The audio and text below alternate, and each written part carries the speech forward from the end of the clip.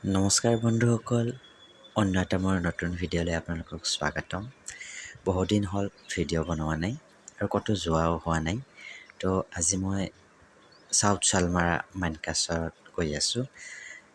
Kathak workshop আছে, সেইকাৰণে মাতিছে। তো তালৈ মই যাই আছোঁ।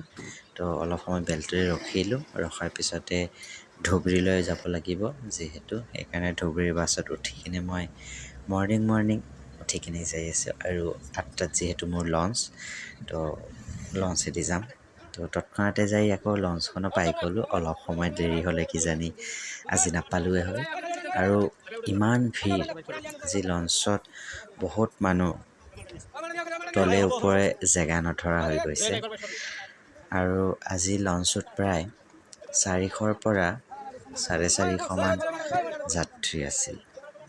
তাৰ লগতে মটৰচাইকেল, বাইকবোৰ আছে আৰু এয়া মাল মত্ৰবোৰ উঠাই আছে। এনেকুৱা বহুত ধুবুৰীৰ পৰা বহুত বস্তুৱে এনেকৈ চাউথ শালমাৰালৈ লৈ যোৱা হয়। আৰু চাউথ শালমাৰা গ'লে এনেকৈ ব্ৰহ্মপুত্ৰৰ মাজেদি এনেকৈ লঞ্চৰ হৈ কেনে যাব লাগে। যিহেতু এতিয়াও সেনেকুৱা দলঙৰ সুবিধাখন হোৱা নাই, এতিয়াও দলংখন হৈহে আছে, চাব পাৰে আপোনালোকে। তো দলংখন হ'লে বহুত ধুনীয়া হ'ব। প্ৰায় 2-2.5 ঘণ্টাৰ জেগাত আধা ঘণ্টাতে ফুলবাৰী, তাৰপিছত হাপচিঙিমাৰী, মানকাচৰ আমি পাব পাৰি।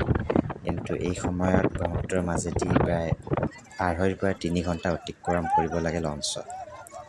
মাজতে এটা সৰু ষ্টপেজ, ইয়াতে আকৌ বহুত মানুহ অলপ কিবাকিবি খোৱাৰ আকৌ ব্যৱসায়ৰ নিচিনা আৰু আছে আৰু লঞ্চত, যেনেকুৱা আমি ট্ৰেইনত পাওঁ।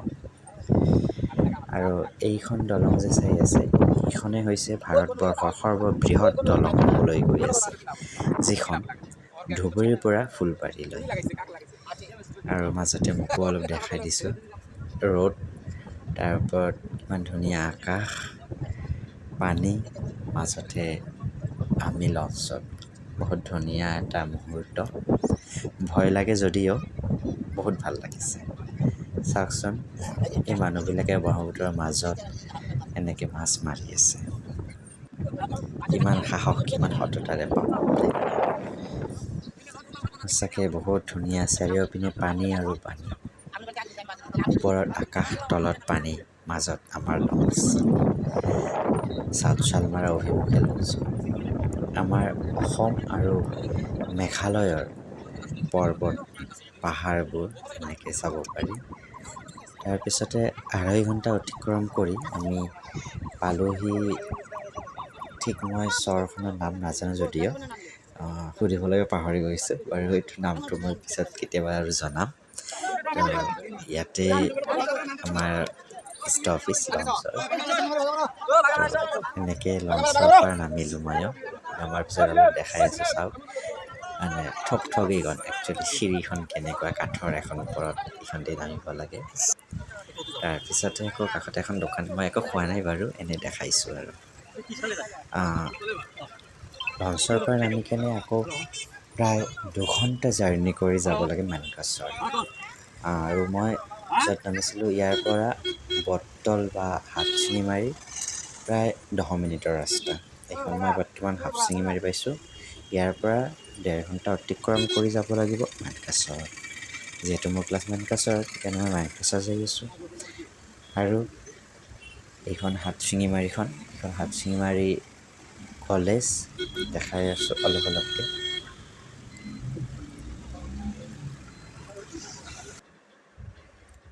আপোনালোকে চাব পাৰে, সেইখন হৈছে বৰ্ডাৰ, বাংলাদেশৰ বৰ্ডাৰ। এইখন হাপচিঙিমাৰী, ধুবুৰী অসম, নট ধুবুৰী, বৰ্তমান বিভক্ত হাপচিঙিমাৰী, মানকাচৰ।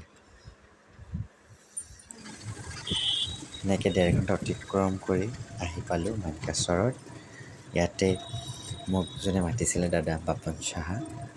তো মই ইহঁতৰ ঘৰলৈ যাই আছোঁ, নতুন চাহাপাৰা। তো তাৰপিছতে এনেকৈ মই গাড়ীৰ পৰা নামি কেনে আকৌ ততাতলি যাই আছোঁ।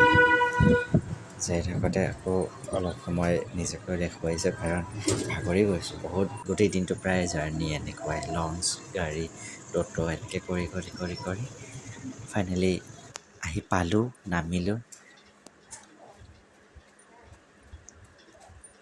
অলপ আকৌ ইয়াতে অলপ জাষ্ট ৰেষ্ট লৈছোঁ। ৰেষ্ট লৈ কেনে আমাৰ বায়ে পানী চাহ দিছে, খালোঁ। খাই বৈ আকৌ গা পা ধুই ক্লাছলৈ ৰাওনা দিলোঁ, মানে ৱৰ্কশ্বপৰ ক্লাছলৈ। ফাৰ্ষ্ট ডে ৱৰ্কশ্বপৰ ক্লাছ। তাৰপিছত এনেকৈ আবেলি গ'লোঁ। স্কুলখন এইখন ধুনীয়া, বহুত ধুনীয়া, ষ্টুডেণ্টখিনিও বহুত ধুনীয়া। তো তাৰে অলপখিনি সময় আপোনালোকৰ লগত শ্বেয়াৰ কৰিলোঁ। নটৰাজক অঞ্জলি দি কেনে আজিৰ ফাৰ্ষ্ট ক্লাছ, ৱৰ্কশ্বপৰ ফাৰ্ষ্ট ক্লাছ ষ্টাৰ্ট কৰিম। তো এনেকেই আজি গোটেই দিনটো আহিলোঁ, অতিক্ৰম কৰিলোঁ, বহুত ভাল লাগিল। আপোনালোকে কেনেকুৱা পাইছে জনাব, আৰু যদি ভাল লাগিছে শ্বেয়াৰ কমেণ্ট লাইক কৰিব। এনেকেই ফাৰ্ষ্ট ডে অৰ্থাৎ ৱৰ্কশ্বপ ক্লাছ চাউথ শ'লমাৰা মানকাচৰত হৈ আছে। এইটো 4দিনীয়া হ'ব। হোৱাৰ পিছত 4দিনৰ দিনা মা কামাখ্যা ধামত সামৰণি মাৰিম মানকাচৰ। ধন্যবাদ, ভাল লাগিলে শ্বেয়াৰ কৰিব।